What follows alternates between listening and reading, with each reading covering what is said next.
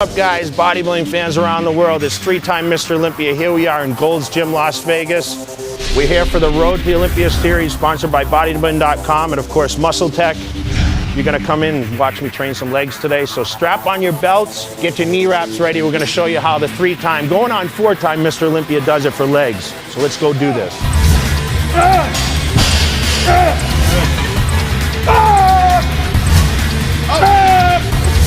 Come on. It's tough. Legs are tough. No one wants to train them, man, but I look forward to my leg workout every single week because these last few weeks, this is my favorite part of training for the year. Like everyone else is suffering right now, and I'm suffering, but it's really enjoyable for me to be in Las Vegas and be able to train in my home gym. Last year, I shocked the bodybuilding world with my leg development and conditioning. This year, it's to the next level.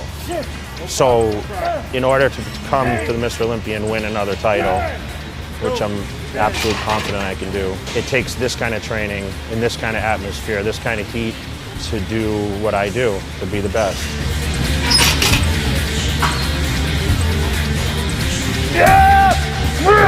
I have no set number of reps, weights, exercises that I'm planning on doing. When I walked through the door today, I said, okay, this is what I'm going to start with. And I pointed around to every machine and said, okay, this is what I'm going to do. But I didn't have any idea, as I got to that exercise and how I felt it. I didn't know what exactly my body was going to do.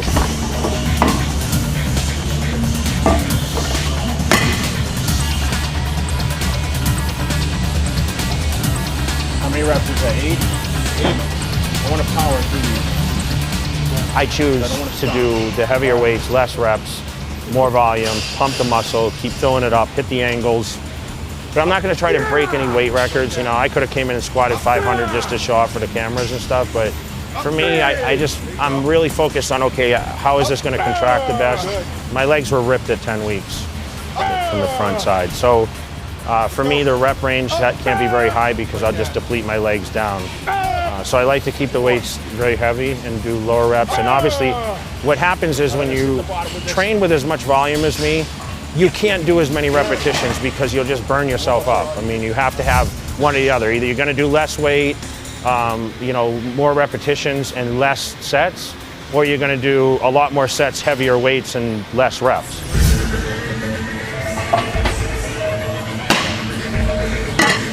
I have a very good system the way it works now.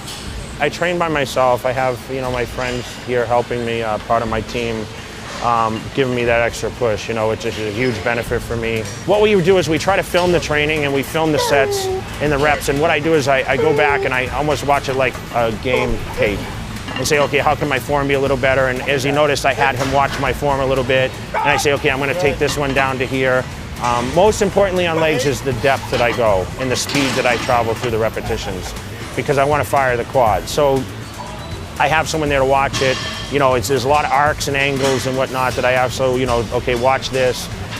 So beneficially, it's good to have someone there that will watch that, and him being behind the camera all the time, that he's seen all this stuff before. So he's just not some random guy that just comes in and says, okay, I'm going to pick up your weights and do all this stuff. He actually knows what my system is. He's been training with me for 2 years almost. So I just think I have an advantage doing it that way. All right, stay with me now. I got you. Go.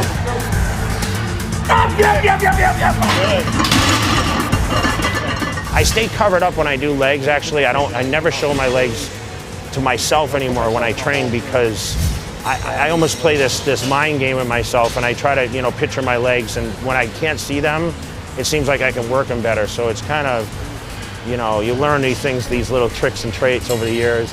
I'm never satisfied, so I just keep them under wraps, and when I reveal it all on the 24th of September, it's going to shock even me. That's the whole plan. Good. Okay. Yeah. When you have that much blood, I worry about the cramping, and especially now with as much water as that came out of me today. I'm drenched. I drank a lot when I train, but I get very dehydrated after my workouts. So I'm worried about cramping and fatigue. I mean, when I was standing there, I was almost falling over because I'm just tired, man. I just did hamstrings and quads, and I always say, you want to stumble out of the gym after doing legs, and people laugh and they say, good joke. And I'm like, it's not really a joke, That's how, you know, a professional bodybuilder actually trains. I mean, when I leave the gym, this is my only weight workout of the day. You know, I do 2 cardio sessions around this weights. And I just really want to get the best workout I absolutely can. I would probably never recommend doing this much. This is 19 years of training. You can look at the exercises I did, and you just scale back on the volume some. The rep range is okay, the weights are okay. I mean, there's gonna guys that can do more weight than me, that's fine. But as far as the volume, you know, that's something you have to build up to. People recognize Jay Cutler Muscle Tech.